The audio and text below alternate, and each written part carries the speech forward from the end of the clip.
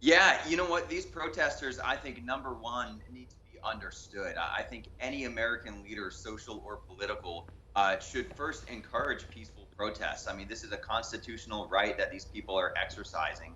And whenever people are gathering for a peaceful protest in order to get their message across, I think we need to listen and at least consider what they're saying. And then the specifics of these protests, see people who want to open their small businesses, who want to go back to work, who want to be providing for their families. Some of these peoples are, paying rent, living paycheck to paycheck, and they're seeing not only their money being lost now, but they're seeing their future money being threatened because the jobs that they work might never come back. They might never recover. So there are some real reasons behind these protests, and I support them. Like I said, that there's been a great peaceful movement, and they're just trying to get their message out there. I support that 100%. And I think Tom Wolf really better be listening. According to your website, you tout yourself as someone who is not a career politician. You're just an ordinary citizen who decided to move into the political sphere. Tell me about what got you interested in politics, and how does your agenda line up with the Trump administration? That's correct. Yeah, so I guess in a word, Adonis, I would say legacy.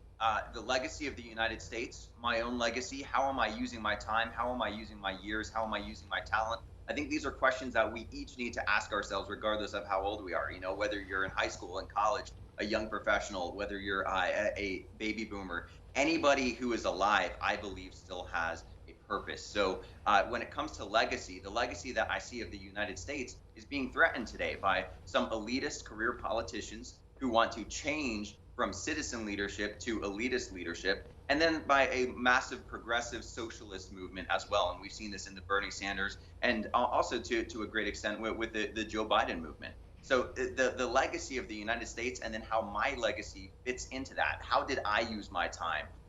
Did I sit around my kitchen table and complain about things all day, or did I get out and do something about it? And that's what brings me to my next action step, which is that, my family, friends, and I, we would sit around and complain and criticize people like the Alexandria Ocasio-Cortezes of the world, who's in my age group, right? Alexandria is just a year or two older than me, and yet she's a household name impacting the world, I believe, in very negative ways. This is a bad thing, but this is something that I think I can do something about. With Biden now being the presumptive Democrat nominee, do you think Biden will have what it takes to win your state in November? You know what? Joe Biden is an empty suit. Make no mistake about it. Joe Biden is a puppet.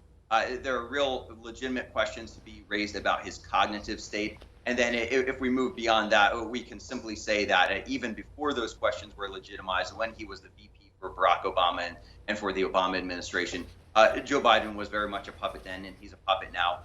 One of the dangers that comes with that, though, is that because he takes no hardline stances, because he's not a potent and energetic and passionate leader, it's kind of hard to come against him with some things because he doesn't really put himself out there too much. So there is a chance that he could win over more people than we're projecting. I think that PA has been very impressed by the jobs and the economy that Donald Trump has produced. I think we're actually going to see this economy bounce back in record time, and it's going to look like an amazing spike post-COVID. And again, we're going to have the Donald Trump presidency and the Republican leadership to thank for that. So I think that we're going to see great things in PA moving forward. Luke, before we let you go, how can people learn more about your campaign?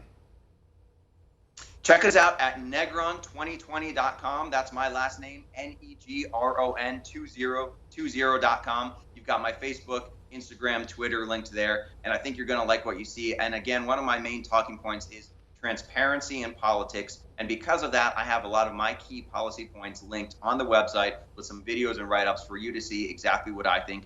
And one of the games I like to play with people is I say, you name a policy, I'll tell you my thoughts on it. That way, I'm not BSing you. I'm not just telling you what you want to hear. I'm going to tell you what I actually believe, and that's how I'm always going to be. I'm never going to kiss the ring. Once we get to Washington, we're going to do some great things. Want to see more videos like this? Click on the link below and subscribe to One America News on YouTube, and call your cable provider and kindly demand that One America News is added to your lineup.